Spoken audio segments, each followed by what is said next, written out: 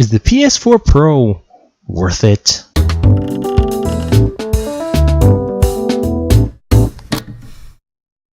Hi, my name is Bim from geekout.ph, and the quick answer to that question is, it depends. There are a number of criteria that have to be fulfilled before I can say that yes, that PS4 Pro is a good buy for you. Let's start with the basics. What can the PS4 Pro do that the regular PS4 can't? In a nutshell, the PS4 Pro upscales your PS4 games to 4K resolution, and it improves gaming performance, pretty much. The Pro's GPU is 128% more powerful than the vanilla PS4, and that allows for the 4K output.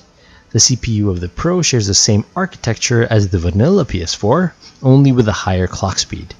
Now those two things are the main differences, but the Pro also supports 802.11 AC Wi-Fi, and the Bluetooth has been bumped up to 4.0 from 2.1.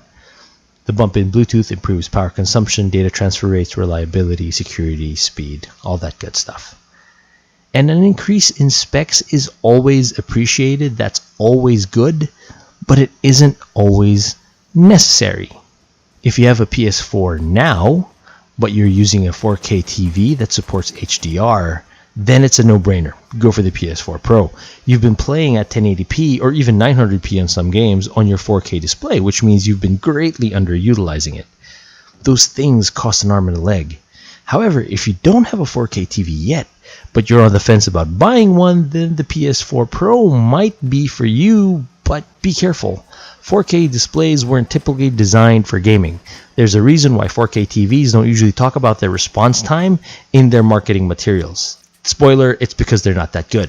Now if you have a PS4 and you're playing on a 1080p display and you plan on doing so for the foreseeable future, then you might not have to upgrade. Sony said their games will play alike on both the Pro and the launch units. There will be no Pro exclusive titles, just maybe Pro exclusive features and settings. Your games won't play any worse or any better on your current PS4. However, there are advantages to using the PS4 Pro on a 1080 display. If you want to play your games looking clearer and crisper and running at a higher frame rate, then it might be a good idea to upgrade to the Pro. I've always maintained that frequency is always greater than resolution. Some games will even have options to support both 1080 displays and 4K displays on the PS4 Pro. The Last of Us will have two graphical modes, 4K at 30 FPS and 1080 at 60 FPS. Rise of the Tomb Raider is going to have three, 30 FPS at 4K, 60 FPS at 1080, or 30 to 45-ish FPS at 1080, but with all the improved graphical settings. What those settings are going to be, we're not too sure about just yet, and to be honest, I'd rather go with 60 frames per second on 1080, simply because smoothness of movement trumps clarity of detail for me any day. The PS4 Pro on 1080 comes with a caveat though. Your multiplayer games will not run at 60 FPS, even on a 1080 display. And this is because Sony says they want to provide a level playing field for everyone on PlayStation, which is understandable. You shouldn't get an unfair advantage just because you have the Pro. Except that you kinda do. With 4K resolution, even on 30 FPS, you're going to see your opponents in better detail and from much farther away than your opponents running 1080, whose frame rates are still also kept to 30. On most PC games, frame rates and resolution and screen sizes vary very greatly. Peripherals and hardware ranges from the low end to the ridiculously high end. Does this give players who have invested in better GPUs and better displays and better peripherals an advantage? Hell yeah, it does. But has it ever been such a big problem? No, not really. Not in years of PC gaming has it been such an issue that developers have actively nerfed games for it to be fair for the lowest common denominator. Now let's talk about the PS4 Pro in terms of investment. So let's say you're on a 1080 display and you want those extra frames. It wouldn't be such a problem if you've got $400, or in our case 22,000 pesos, burning a hole in your pocket.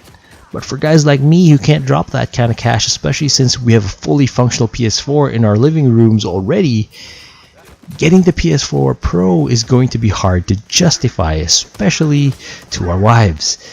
Thankfully, it isn't such a problem because of the measures Sony is taking to ensure that the launch PS4 owners' experiences are similar to the Pro owners.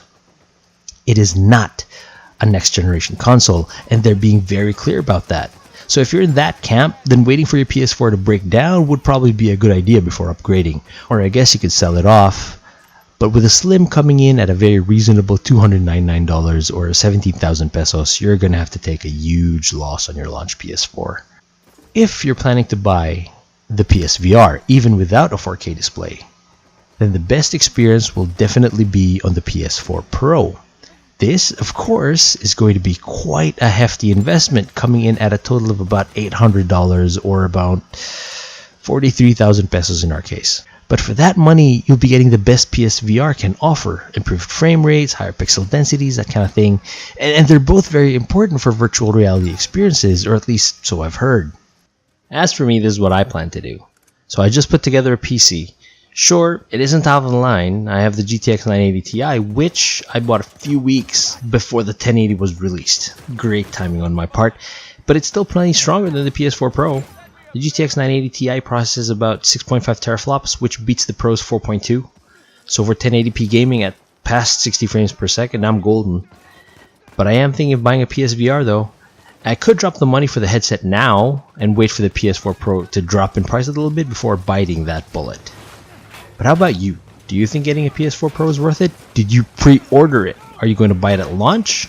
Let me know in the comments below and let's talk about it. This has been Bim from geekout.ph and I am out. I'll talk to you guys in the next one.